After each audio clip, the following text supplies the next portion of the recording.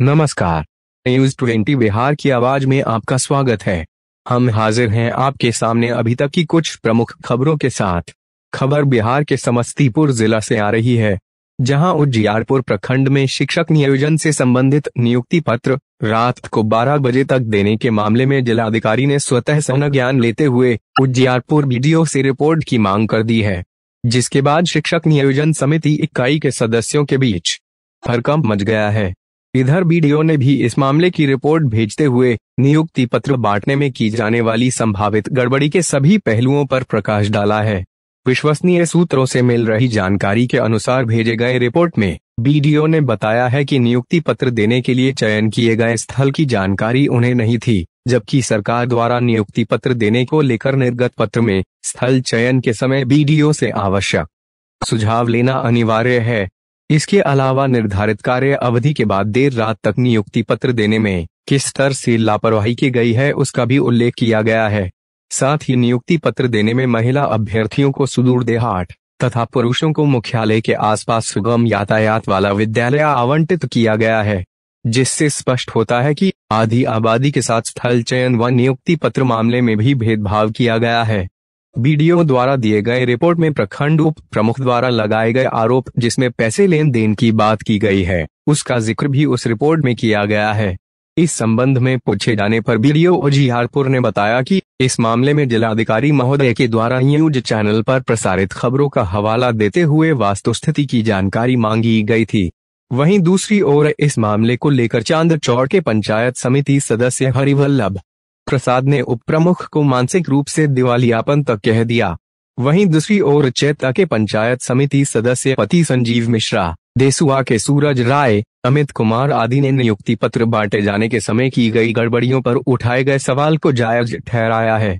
वहीं हरिवल्लभ प्रसाद के द्वारा की गई टिप्पणी का जवाब उप प्रमुख प्रमोद राय ने बहुत कम शब्दों में देकर एक बार फिर से पंचायत समिति सदस्य हरिवल्लभ प्रसाद को ही कटघरे में ला खड़ा कर दिया है।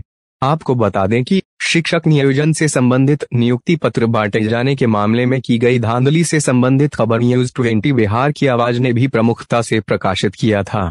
अभी तक के लिए बस इतना ही। कुछ देर बाद हम फिर हाजिर होते हैं कुछ अन्य खबरों के साथ। तब तक बने रहिए न्यूज 20 बिहार की आवाज के साथ। नमस्कार। मैं भी शिक्षक नियोजन का जो पत्र दिया जा रहा था, नियुक्ति पत्र, उस ऑफिस में मैं भी बैठा हुआ था।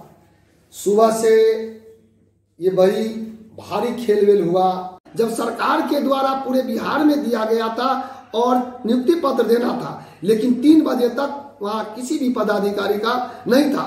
क्या 3 बजे से पहले पैसे के आड़ की खेल चल रही थी? निश्चित तौर पे खेल चल रहा था। ये पैसा कहां से लिया गया और रमेश पासवान इस पैसे को डीलिंग किया है। मैंने एक बैग ले जाते हुए भी जिस स्कूल में नियोजन पत्र दिया जा रहा था, रमेश पासवान ने एक व्यक्ति को भरा हुआ पैसे का बैग दिया है। देखिए, हमको तो लगता है कि हास्यास्पद बात है, और जो हमको लगता है कि हमारे ऊपर मुख पता नहीं मानसिक रूप से दिवालियापन हो चुके हैं। पहले तो उनको पता करना चाहिए कि क्या उस रोज किसी की बहाली हो रही थी। उसका काउंसलिंग पहले हो चुका था पूर्व में ही, और वहां केवल नियुक्ति पत्र बांटा जा रहा था, और किस स्कूल में उसका योगदान कराना है ये चिट्ठी जाना था। अब उसमें हमको नहीं लगता है कि किस स्कूल में जाने के लिए, किसी स्कूल में जाने के लिए किसी को पैसा देना पड़ेगा। बड़े भाई हैं हरिवल्लभ जी, बड़े भाई पिता के समान होते हैं। उनको जो समझ में आया, मैं उनकी बातों को सम्मान करते हुए और मैं उनसे आग्रह करता हूं कि आप मेरे भाई हैं, सदस्य हैं, सारे सदस्य को जुटाएं, और अगर लगे कि मैं बीमार हूं तो मुझे इलाज करा दें। उनकी प्राथमिकता बनती है, मैं उनको सम्मान करता हूं। और एक वो जवाबदेह व्यक्ति है, 2006 में मुखिया भी रहे हैं, 10,000 जनता का प्रतिनिधित्व करते हैं, और अपने भाई को बोलते हैं कि दिमागी रूप से उनका दिवालिया हो चुका है, तो इलाज कराना भी उन्हीं का काम है। मैं उन्हें दिल से धन्यवाद देता हूं कि मुझे सही मार्गदर्शन दे, और हमारा अगर दिमाग खराब है तो समिति को बुलाकर हमें इलाज करा दे।